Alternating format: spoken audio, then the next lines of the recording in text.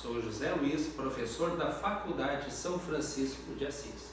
Dando continuidade, então, à nossa série de avaliação de empresas, vamos tratar hoje do assunto diversificação.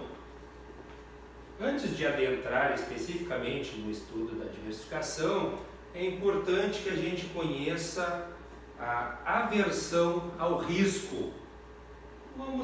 Vamos tratar então desse assunto, né? Já exemplificando, para facilitar então a absorção e entendimento do conteúdo.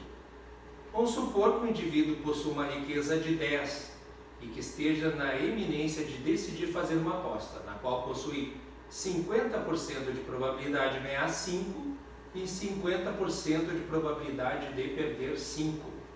Nesse caso, então, a sua riqueza é aleatória, isto é, ela tem 50% de chance de acabar com R$15 e tem 50% de chances de acabar com R$5. Dessa forma, o valor esperado, isso é, o valor médio da sua riqueza é de 10. E a utilidade esperada a gente verifica aqui, então, 50%, um meio, né, da utilidade de 15 e um meio de utilidade de 5. Então, fazendo aqui a soma algébrica, x chega então numa utilidade esperada ou utilidade média de 10. Se o indivíduo então ele for avesso ao risco, ele vai entender que a utilidade esperada da riqueza, a utilidade 10, é maior do que o valor esperado da riqueza, que é no caso obtido por 0,5 da utilidade 15 mais 50% da utilidade 5.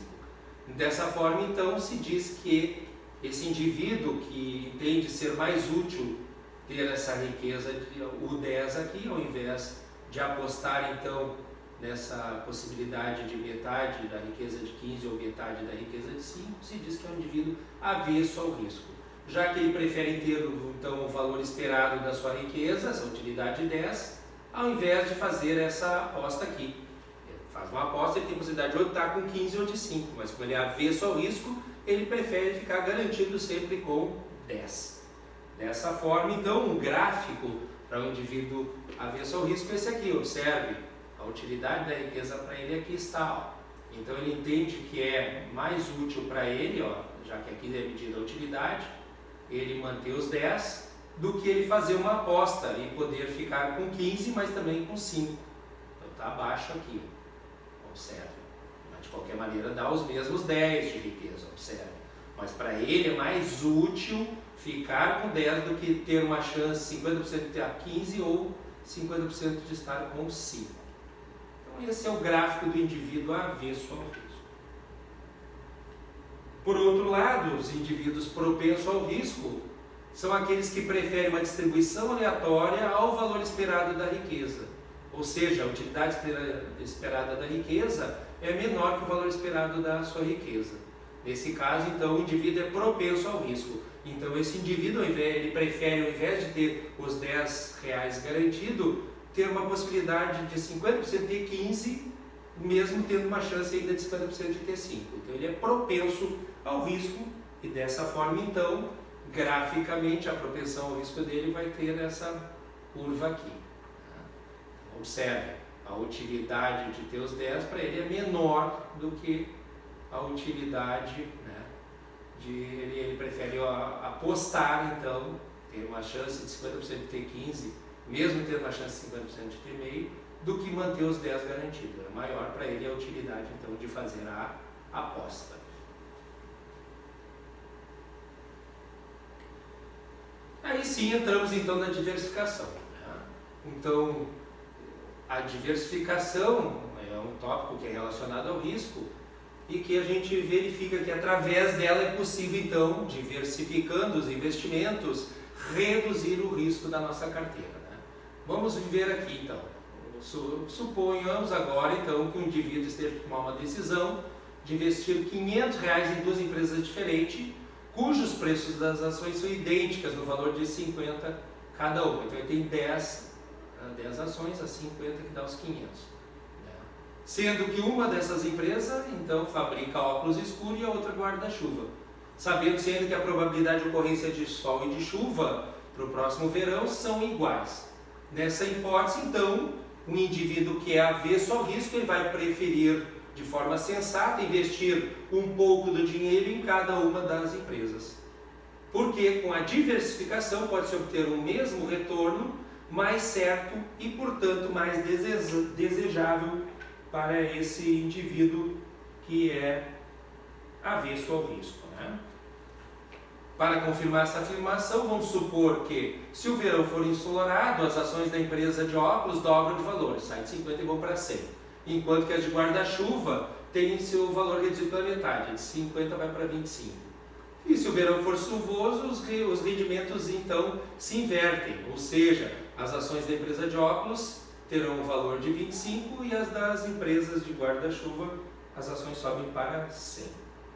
Nessa hipótese, então, se o investidor aplicar somente na empresa de óculos, ele está fazendo a seguinte aposta: 50% de chance de dobrar o seu valor de 500 para 1.000, se for ensolarado, e 50% de chances de reduzir pela metade o valor das suas ações, de 500 para 250, caso seja chuvoso. Da mesma forma, então, se o indivíduo aplicar todo o seu dinheiro na empresa de guarda-chuva, os rendimentos proporcionados seriam semelhantes, né? Em ambos os casos, observe o retorno esperado, ou médio, é de 625%, R$625. Observe, metade de probabilidade está com 1.000, ou metade de 250, então, em média, o retorno será de R$625. Mas, se o investidor investisse metade do dinheiro na empresa de óculos e a metade do dinheiro na empresa de guarda-chuva, nesse caso, se o verão fosse chuvoso, o indivíduo obteria 500 para o seu investimento na empresa de guarda-chuvas e 125 na empresa de óculos. Caso o verão fosse ensolarado, os rendimentos entre as empresas se invertem, mas em ambos os casos ele tem garantido 625.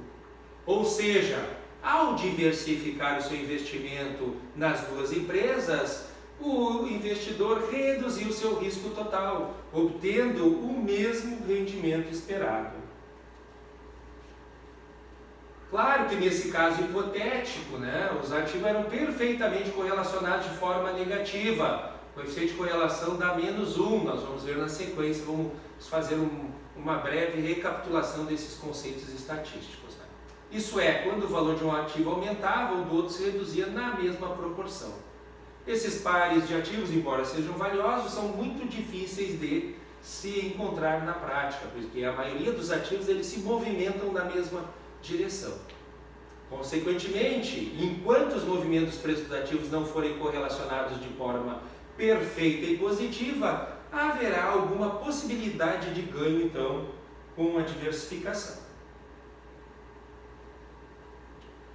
Agora, vamos tratar da distribuição de risco já no mercados de seguro. Vamos voltar lá no exemplo da nossa aula anterior, onde o indivíduo tinha uma riqueza de R$10.000 e ele tinha uma probabilidade de 1% de perder R$3.000 referente a um veículo que pertencia a essa sua riqueza, né? Vamos imaginar agora que, em relação àquele exemplo, existam 1.000 indivíduos na mesma situação. Nesse caso, ocorreriam em média 10 perdas, 1.000 vezes 1%, né? Ou seja, R$30.000, 3.000 vezes 10, 30.000 de perda por ano. Cada um dos indivíduos, então, dessa forma, enfrentaria uma perda esperada de 1%, 0,01, vezes 3.000, isso é R$30 anuais. Supondo ainda que os riscos sejam independentes, isso é, a probabilidade de perda de um indivíduo não afeta a perda de nenhum de outro, ou de nenhum dos outros 999 indivíduos. Assim, se todos os indivíduos decidirem diversificar o risco que enfrentam, vendendo parte do seu risco para as outras pessoas, se alguém então tiver uma perda de 3.000, cada um dos outros indivíduos eles contribuem com R$30 para essa pessoa. Dessa forma, então, observem, a vítima vai ser compensada pela sua perda de R$3.000 e os outros terão a tranquilidade de saber que, se a perda também ocorrer com eles, eles serão compensados então pelo sinistro. A esse tipo de situação se dá o nome de distribuição de risco. Cada indivíduo distribui o seu risco entre todos os demais indivíduos, reduzindo dessa forma o seu risco individual, né? Esse risco ainda pode ser reduzido mais ainda, pois em média haverá uma perda de 10 veículos por ano, mas em um ano pode-se perder mais 12 veículos, por exemplo, e no outro ano menos, 8 veículos. Logo, existe a possibilidade de um indivíduo ter que pagar mais de R$30 em um determinado ano. Todavia, se todos os indivíduos aceitarem, concordarem em pagar R$30 por ano, independentemente de ocorrer ou não a perda, nós poderemos fazer um fundo de reserva para ser utilizado no ano em que houver várias perdas. Esse modelo então é similar ao de uma cooperativa de seguros. Vamos ver agora então o papel do mercado de ações. O mercado de ações também permite distribuir esse risco, já que propicia que o indivíduo saia de uma posição arriscada de ter a sua riqueza toda em uma única empresa e ele possa distribuí-la em várias outras empresas, né?